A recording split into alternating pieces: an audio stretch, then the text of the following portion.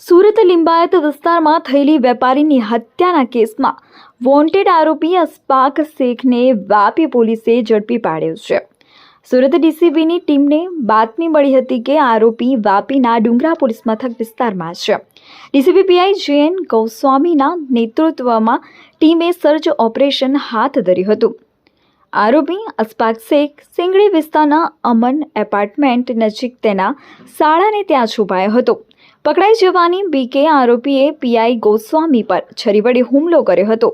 સ્વબચાવમાં પીઆઈએ ભાગી રહેલા આરોપીના પગમાં એક રાઉન્ડ ફાયરિંગ કર્યું હતું। સૂત્રો પાસેથી મળતી વિગતો અનુસાર આરોપીએ 2 ઓગસ્ટના રોજ અન્ય 5 આરોપીઓ સાથે મળીને વેપારીની હત્યા કરી હતી। મૃતક વેપારીએ આરોપીને જાહેરમાં તમાચો માર્યો હોવાથી દાવત રાખીને આ હત્યા કરવામાં આવી હતી। આ કેસમાં પોલીસે 5 આરોપીઓની ધરપકડ કરી હતી, જ્યારે મુખ્ય સૂત્રધાર અશફાક શેખ ફરાર હતો। ઇજાગ્રસ્ત આરોપીને વાપીની હરિયા હોસ્પિટલમાં સારવાર માટે ખસેડવામાં આવ્યો છે। આરોપી અગાઉ વર્ષ 2018માં સેલવાસમાં પણ એક હત્યા કેસમાં સંડોવાયેલો હતો અને 1.5 મહિના પહેલા જ જામીન પર છૂટ્યો હતો।